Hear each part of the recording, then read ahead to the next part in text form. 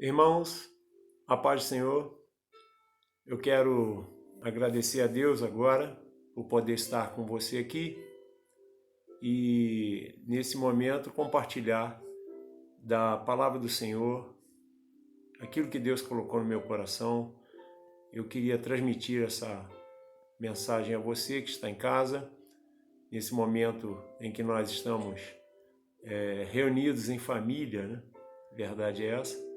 Eu queria, então, me utilizar desse momento para fazer a primeira oração e agradecer a Deus pela nossa vida, por tudo que está ocorrendo, porque Deus tem sempre o de melhor para nós. Vamos orar em nome de Jesus. Pai, eu quero clamar ao Teu Espírito Santo, pedir a Ti, Senhor, que Tu estejas, ó Deus, falando, ó Deus, aos corações, e que a Tua graça, a Tua bênção e a Tua misericórdia esteja sobre a nossa vida, meu Deus. Que em tudo o Teu nome seja exaltado e que, ó Deus, os meus irmãos que estão em casa recebam da mesma parte, da mesma forma que eu recebi, ó Deus, da Tua parte nesta tarde. Em nome de Jesus. Amém, Senhor.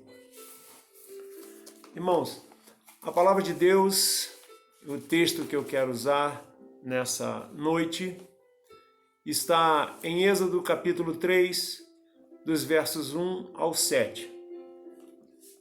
Diz assim a palavra de Deus: E apacentava Moisés o rebanho de Jetro, seu sogro, sacerdote em Midian, e levou o rebanho atrás do deserto, e chegou ao monte de Deus, a Horebe.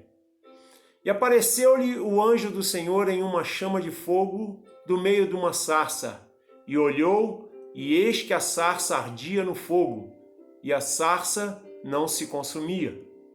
E Moisés disse: Agora me virarei para lá e verei esta grande visão, porque a sarça não se queima. E vendo o Senhor que se virava para ver, bradou Deus a ele do meio da sarça, e disse: Moisés, Moisés. Respondeu ele: Eis-me aqui. E disse: Não te chegues para cá. Tira os sapatos de teus pés, porque o lugar em que tu estás é terra santa. E disse mais: Eu sou o Deus de teu pai, o Deus de Abraão, o Deus de Isaque e o Deus de Jacó. E Moisés encobriu o rosto, porque temeu olhar para Deus. E disse o Senhor: Tenho visto atentamente a aflição do meu povo, que está no Egito, e tenho ouvido o seu clamor por causa dos seus exatores, porque conheci as suas dores. Eu coloquei nessa noite, irmãos, como tema para essa mensagem, Deus nos chama. Essa história talvez seja uma das histórias mais conhecidas da Bíblia.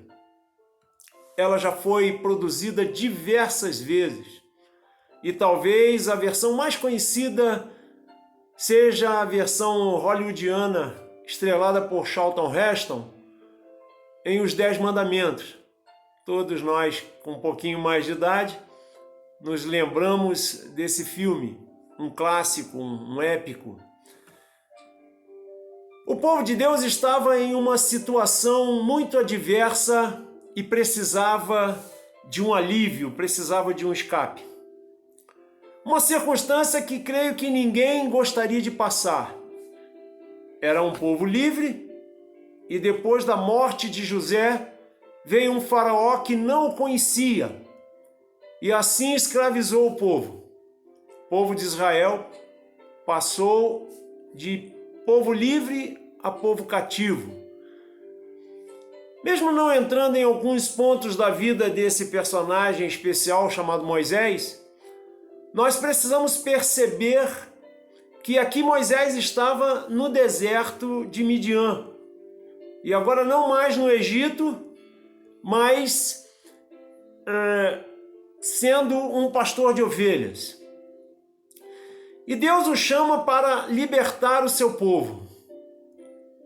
Depois de ver uma sarça ardendo e que não se consumia, Moisés se sente então impelido a ver o que acontecia ali naquele lugar, o que estava acontecendo. É nesse cenário que Deus se revela a Moisés. E quando Moisés se achega para ver o que ali acontecia, Deus diz a ele algo importante. E é o primeiro aspecto dessa passagem que me chamou a atenção. E eu quero mostrar a você nessa noite. Deus disse: tira a sandália dos teus pés, porque o lugar que estás é santo.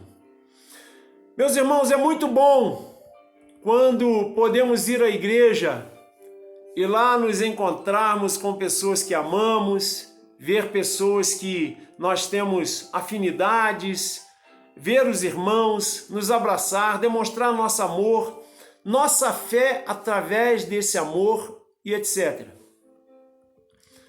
Mas Deus hoje nos leva a uma nova experiência, uma experiência dentro do nosso próprio lar. Com impedimento de aglomeração, nós estamos nos reunindo agora em nossos lares. Então a primeira coisa que precisamos fazer é tirar a sandália dos nossos pés, porque a minha casa hoje e a tua casa é santa. E de uma forma especial. Já era santa, agora de uma forma especial. Porque nós voltamos aos primórdios daquilo que acontecia no início da igreja.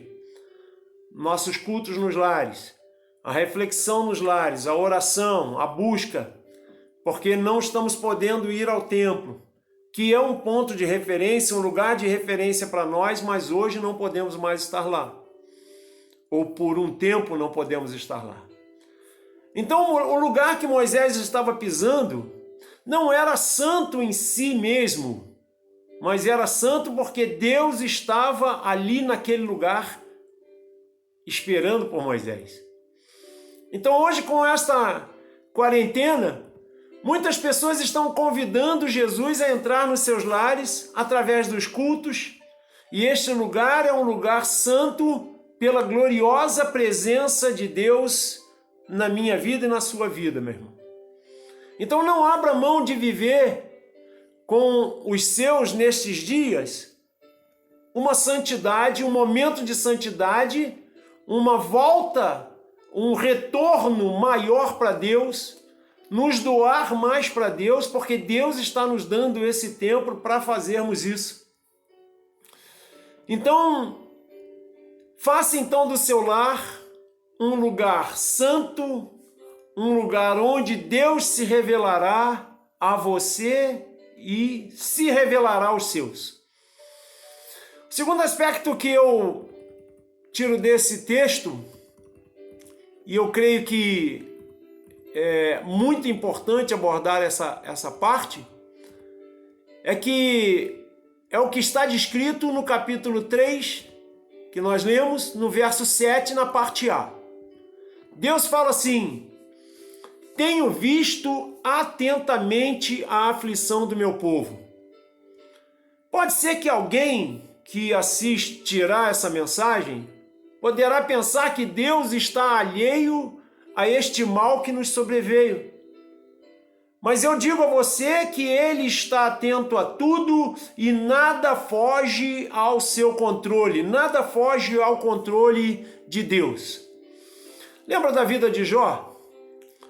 Satanás pensando que estava falando com Deus e que Deus estava fazendo aquilo praticamente que ele queria. Chegava lá e falava: olha, Jó é uma pessoa especial porque ele tem tudo, ele é rico, ele é isso, ele é aquilo.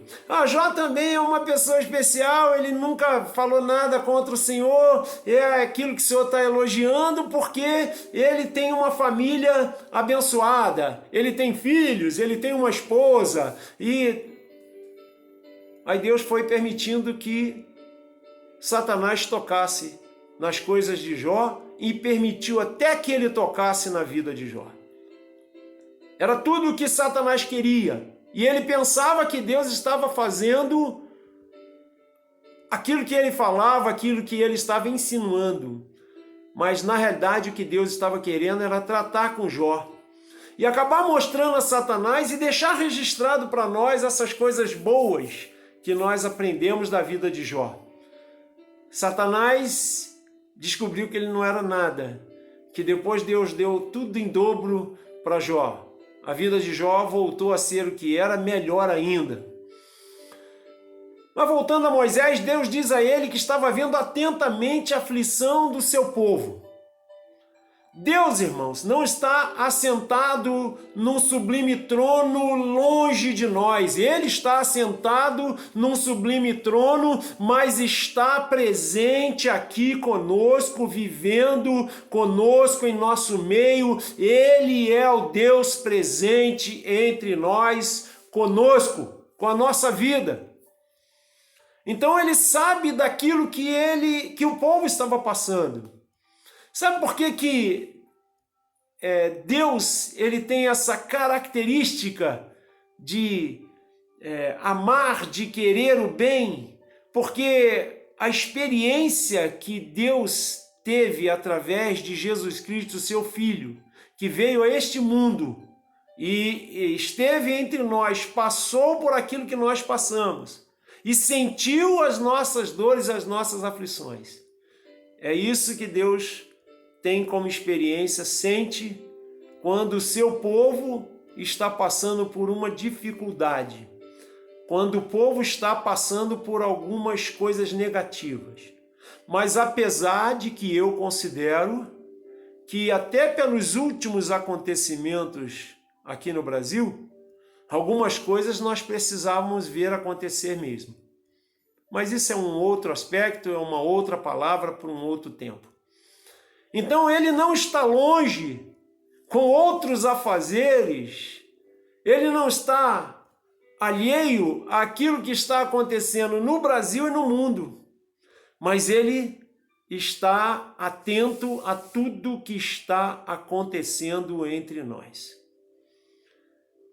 E é claro que ele não tem prazer que as pessoas morram, ele não tem prazer que as pessoas fiquem doentes, mas a força do pecado fez isso com a humanidade. Ele sabe do que eu e você estamos precisando nessa hora, porque ele é um Deus presente entre nós. E o terceiro aspecto que eu quero abordar nessa hora é o que é mais importante para nós, para a nossa vida, para uma posição diante de Deus, é saber que Deus ouve a nossa voz e ouve o nosso clamor. Ele é aquele que nos sonda e nos conhece. O salmista Davi, talvez numa expressão lindíssima, talvez uma das mais belas que nós conhecemos, ele diz assim, no Salmo 139, 23, sonda-me, ó Deus, e conhece o meu coração. Prova-me e conhece os meus pensamentos. Então Deus, ele sabe de todas as coisas. Ele conhece o nosso coração porque ele está sempre nos sondando. Ele nos prova porque ele nos ama. Mas ele também conhece os nossos pensamentos. Antes da palavra, diz a Bíblia, chegar aos meus lábios, à nossa boca, melhor, interpretando o que a Bíblia está dizendo, ele já conhece os nossos pensamentos. Ele sabe de tudo que precisamos. Ele sabe daquilo que nós não precisamos. Ele sabe daquilo que vai atrapalhar a nossa vida. Ele sabe daquilo que vai ajudar a nossa vida. Mas há algo que precisamos realmente fazer. E isso está descrito no segundo livro das Crônicas dos Reis, no capítulo 7, no verso 14, que diz assim: se o meu povo que se chama pelo meu nome se humilhar e orar e buscar a minha face e se converter dos seus maus caminhos, então eu ouvirei dos céus e perdoarei os seus pecados e sararei a sua terra. Então, o que Deus está esperando de nós é que, num ato de humilhação, num ato de humildade, eu busque a Deus, não só por mim, pela minha casa, mas por toda a humanidade, clamando ao Senhor que Ele possa ouvir o nosso clamor, mas Ele nos dá algumas diretrizes. Então eu primeiro tenho que me humilhar, segundo eu tenho que orar, buscar a face do Senhor, e eu tenho que me converter dos meus maus caminhos. E nesse aspecto eu e você precisamos estar bem antenados com isso, porque nós precisamos entender que todos os dias nós precisamos nos converter dos nossos maus caminhos. Nós precisamos retornar ao primeiro amor com Cristo.